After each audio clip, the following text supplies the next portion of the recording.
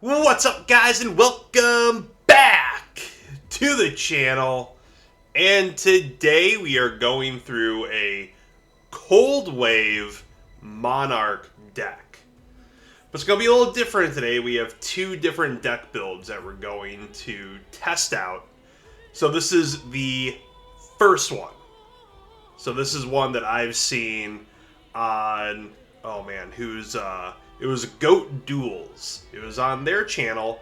It's, as of recording, it's 2 years old, so it is a little bit dated, I guess you could say, in terms of Goat formats meta, I guess you could say. So we got one copy of BLS, we got two copies of Mobius the Frost Monarch, we got two copies of Zaborg. They're going to be the Monarchs in the deck this time around. Then we got two copies of Magician of Faith, one copy of DD Warrior Lady, a Sangan, a Cyberstein, because we are using the Cyberstein Last Will combo in this, two Kaikus, a Breaker, two Gravekeeper Spy, Spirit Reaper, which is pretty good for the Monarch plays. You know, it's a relatively indestructible body. Two Mystic Tomatoes float into Cyberstein or Sangan if need be. We got our Tribe Infecting Virus, Sinister Serpent, and Exile Force to round out 21 monsters in the main deck. Next up, of course, we got our Pot of Greed, Graceful Charity, Delinquent Duo, and Heavy Storm. Then we got two copies of Cold Wave in the deck, one copy of Snatch Steal, one Premature Burial. We got one Break Control in the main deck. We got our Last Will, two Nullment of Crossout, Book of Moon, Mirror Force, Torrential Tribute, Ring of Destruction, Call the Haunted, and two Dust Shoots in the main. So, 40 card main deck. Not bad at all. I don't know. I just feel like this many tributes, I don't know. I mean, we got Snatch Steal, we got Brain Control, Last Will. I mean, we have ways to kind of float. We got Cyberstein, so we can go into a lot of the extra deck monsters as well. But going to the side deck, we got our third copy of Mobius. We got two copies of King Tiger Wang Hu. We got New Doria. Interesting one. Mystic Swordsman level 2. Then we got one copy of Zambira. Then we got a Rhoda, MST, Mystic Walk, a Lightning Vortex, and our second Brain Control on the side. We got two Threatening Roars and two Royal Decree as well. So, I don't know. Like I said, this is, as of recording, a 2-year-old build. So we're going to test it out, see how we like it. And yeah, we're just going to go into this match and yeah, I don't know, just kind of see how it goes realistically. So we start off with a Cyberstein, Spirit Reaper, Heavy Storm, Last Will, and Cold Wave. I mean, definitely not a terrible opening hand. It's nice to have Heavy Storm. But our opponent goes ahead, they play the old Thunder Dragon, discard and get. Then they get Graceful Charity, so pretty good for them, pretty good. Looking at their hand, they're kind of starting off a little better than us. That's for sure. So they go ahead and set. It's a Dust Shoot and a Spy. They go ahead and Dust Shoot us. We draw Kaiku, but yeah, we lose our Cyberstein. So go ahead, we Cold Wave, we just attack in with Kaiku. This is probably a waste of a Cold Wave. Realistically, we probably should have just put Spirit Reaper down. They forget that we had Cold Wave, so they couldn't play their Snatch Steal. We go ahead and we summon out Mobius just to get over their spies. Just trying to, you know, get the bodies off the board. But realistically, in the end, that's going to kind of screw us over anyways, because they got Light and Darks, and they got BLS in hand, and Chaos Sorcerer. So, not too bad already. This is kind of starting off pretty rough. So we go ahead, we just Heavy Storm, we get back our Mobius, and we attack into Dekoichi. We go ahead, we set the Call the Haunted, they go ahead and banish, they bring out Chaos Sorcerer. I didn't even realize that they had BLS in their hand at that point, but yeah, we would have been pretty screwed.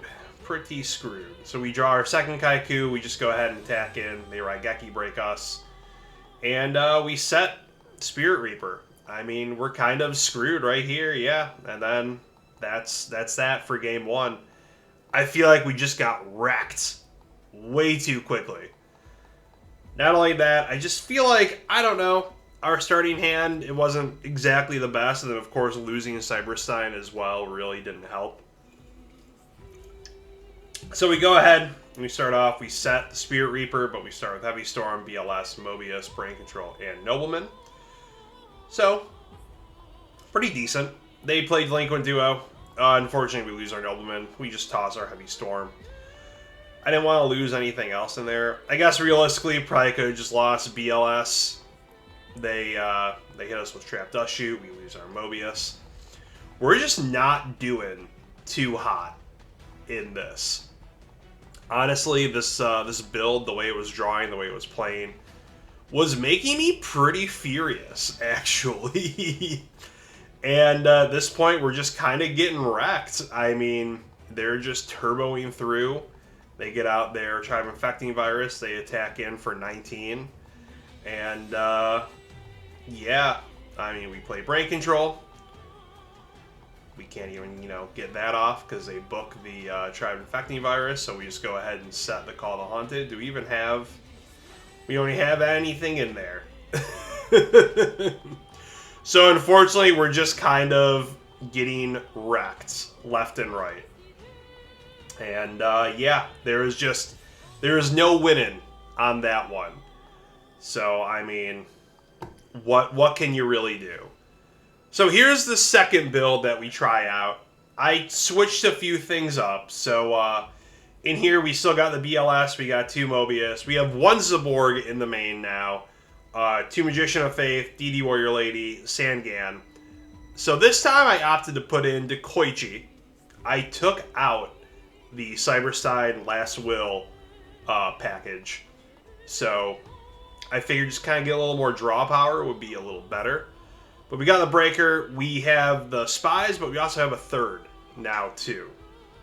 So we do still have 21 cards in the main, just like on the last one. We did take out Spirit Reaper as well, and in the Kaikus. So I put in the 3 Thunder Dragons, because we do have BLS in here. I don't know, I just figured it would probably be a little bit better. But beyond that, those are the major changes for the monsters.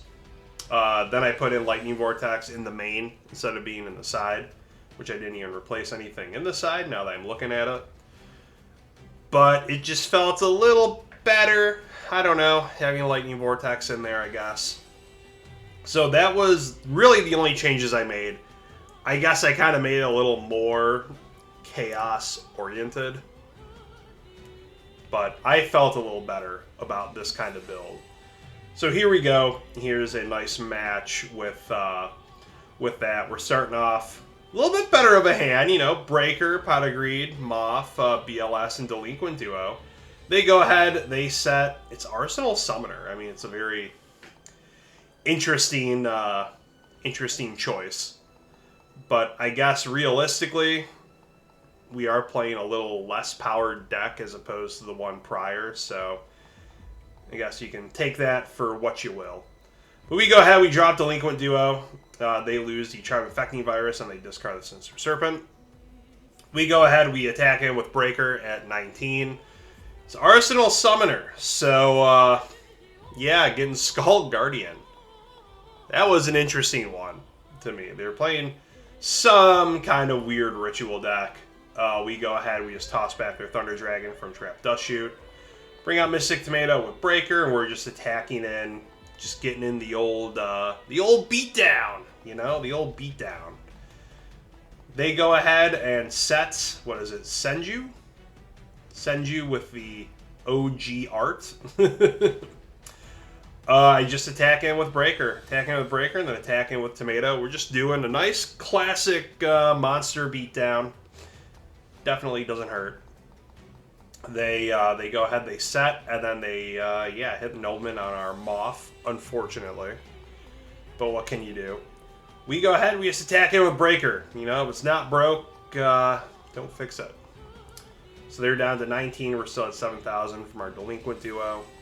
This game kind of going a little more slow-paced. We go ahead and attack in with the Mystic Tomato this time. Unfortunately, it's Gravekeeper's Spy. And we go ahead and we just set the Call of the Haunted as a bluff. So they go ahead, they upstart. Oh, they get card destruction. Snatch Steal, the Breaker, they attack in. It is our Gravekeeper's Spy. So we go ahead and bring one out. They go ahead, they remove the counter to destroy the Snatch Steal. That's definitely an interesting one. But I guess they didn't want me to get that gain, so... Yeah, I don't know. I mean, this person clearly has a interesting deck. We summon out the Tribe Infecting Virus. We go ahead, and we were about to call Spellcaster just to clear out the field, but they knew what was happening, so they admitted defeat in Game 1. So now we are going into Game 2. They go ahead and they Thunder Dragon things on the first play. Then they go ahead and Pot of Greed. They do the old T-set, +1. And we play Cold Wave, but they chain Dust Shoot, unfortunately, so we do lose our tribe. We go in, we attack with DD Warrior Lady. They get their Skull Guardian. Because that is a flip effect. Yeah, flip, okay. And, yeah, that's kind of that. They go ahead, they summon out Senju. They get the Masked Beast, so they're playing a very interesting deck, I feel. I don't know. It's, I don't know, an interesting one. But I did not declare an effect on DD Warrior Lady, so they did get back their Arsenal Summoner. We go ahead, we set the Magician of Faith, our Call the Haunted, and Trap Dust Shoot. And, yeah, we go ahead, we Dust Shoot. We, yeah, they chain the Raigeki Break, so they unfortunately tossed their Sinister because of that, which sucks because I definitely would have hit that. But they play Lighten the Load. That's a card I haven't seen since, what is that, Ancient Sanctuary that card came out in. They discard, or they take back their Skull Guardian or whatever that was. And they get to draw a card, so it's not too bad, I feel. So they go ahead, they upstart. They just attack in with Senju. We call for DD Warrior Lady. They tribute off their Senju for Thunder Dragon. But hey, we got DD Warrior Lady, we hit Brain Control, we go ahead and take the Arsenal Summoner, shift him to attack, have him attack into the Thunder Dragon, then attack directly with the DD Warrior Lady. Just trying to get bodies off the board at this point. I know he's got that other Thunder Dragon in hand too.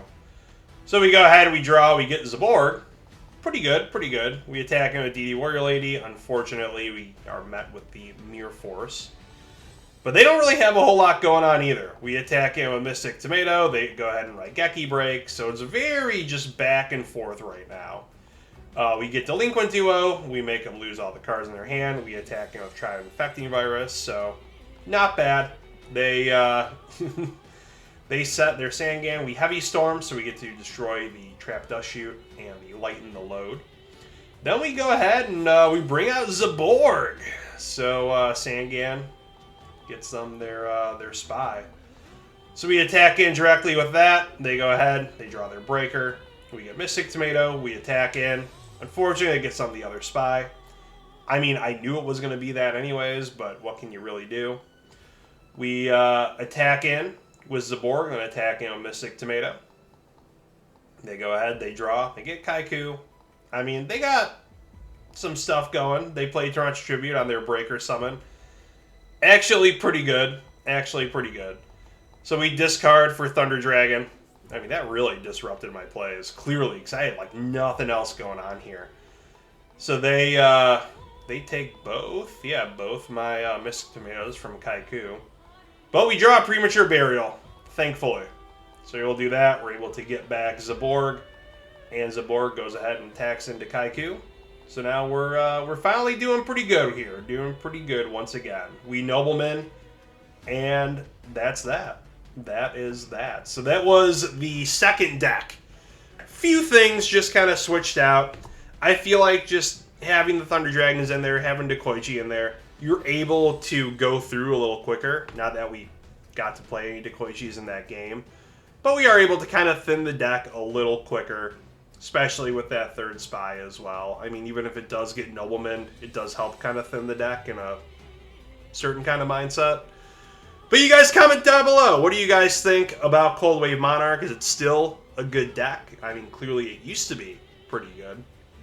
Nowadays, I feel like it's kind of slow, especially with this build. I don't know. I played that one game, and it just really pissed me off playing it. So switching a few things around, adding some things, taking out some things, I felt a little better with it. But hey, I don't know. I don't know if it's one that I would really truly play a whole lot often, you know, down the road, or yeah. Monarchs have always been pretty cool. Maybe putting in like a Thessalos would be kind of fun as well too. But comment down below what you would do differently, what you would add in, take out, or what strategy you would go with. And of course, be sure to like the video, be subscribed with the notification bell ring, and we will see you guys on the next one. Goodbye, and good night. I, Seto Kaiba, president of Kaiba Corp., implore you to check these recommended videos. While you're at it, hit subscribe and burst stream that notification bell for all future videos.